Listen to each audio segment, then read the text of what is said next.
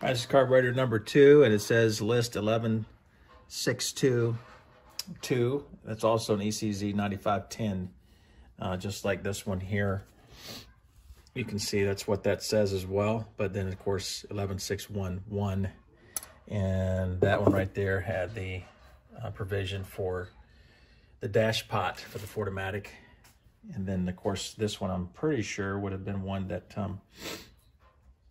would have been used with standard transmission. So interested that this one says rebuild on it. I know when this was shipped to me, I think it came with an intake manifold, and obviously this was all banged up, but it doesn't matter. We're going to replace that anyway. But this here, the choke's kind of locked up on it, the choke mechanism anyway, and then we'll see what happens and tear into this and see what the base is like. The butterflies open pretty well. Secondaries, of course, as well. This feels a little better than the other one, but we'll see what it looks like, especially on the inside of the fuel bowl. But it does seem like it's pretty clean carburetor. All right, I'm taking this out. The plate here. This choke is locked up. I'm not going to be too forceful with it, but I do want to spray just to see if I can get it to loosen up a little bit and actually actuate. It could be that the counterweight is stuck in there. It could be a variety of things. It may be best just to spray a little bit and then take it all apart. The carburetor does look pretty clean, but I don't know. Can we just dry it out? All right, just to confirm here, to show you, the counterweight's locked up in the bore.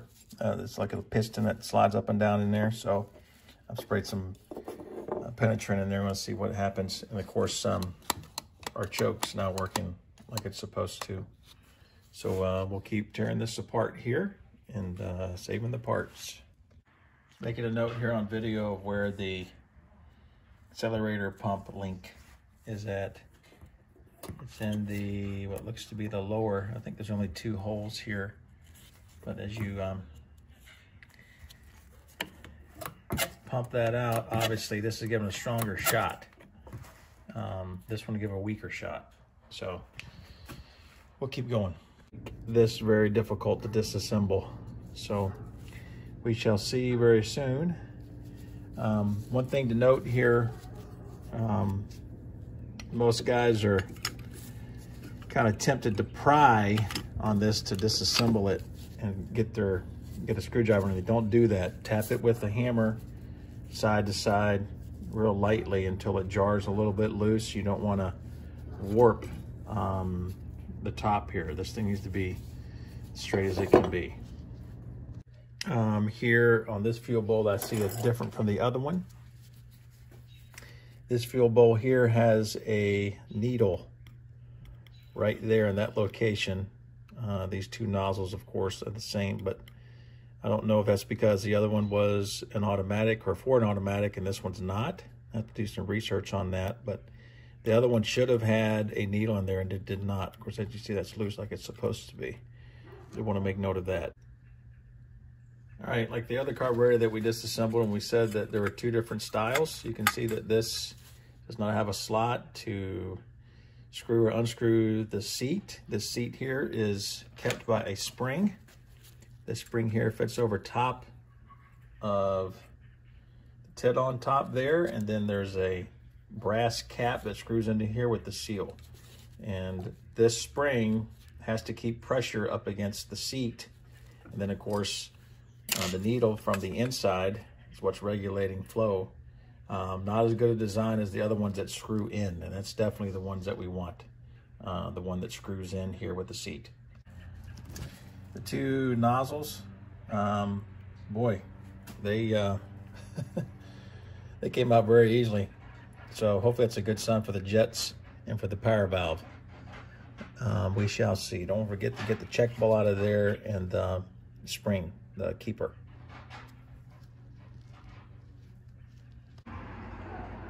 Okay, both of the jets came out very easily. They're both number 50. Like the carburetor that was listed 11611, and the power valve came out pretty easily too, so that's kind of nice. I'd imagine that's because this thing was rebuilt at some point, and maybe it's just some of the white chalky stuff was left over from the last time this thing was run. But so far, things are coming apart better than I thought they would, which is nice. All right, the first two chokes I removed off of the 11.611, 11, what is this? 11.622.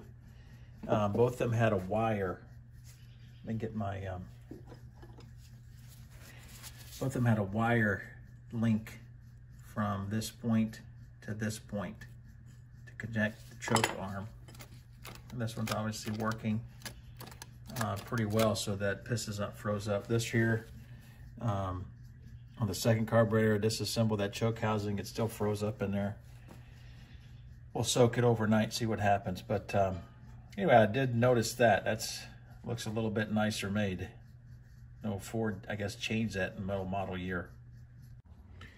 All right, I've seen a number of these set up different ways. This is the next one here that has a spring, and of course it has this little felt bushing here, and that's supposed to be saturated with oil so that it'll slide up and down in the bore here, this accelerator pump rod. Hooked up down here, obviously. But anyway, I've seen a couple with washers underneath and above and so on and so forth, so I'm going to definitely have to take a look. Like this one here, it has a washer down there. So something's up somewhere. Something tells me, though, that this felt piece is supposed to be tucked up inside of there. Definitely take a look at the fuel bowl upside down. Every linkage I've seen with the secondaries rides with a washer up against this side, just like so. Kind of spin this around. You can see how it goes in there, just like that. Of course, this one here is hooked in. Oops, sorry. Get this turned around correctly here in just a second. There we go, just like that. And this is hooked in down there. So anyway, I just want to make a note of that because the washer's always on that side, and none of the other ones I've disassembled has any other washer for this link. Don't forget too, there are check balls inside here. Right here are these feeds for the secondaries. You see the check ball down in there, and of course those little machine screws cap them off, so you want to take those out and get everything cleaned.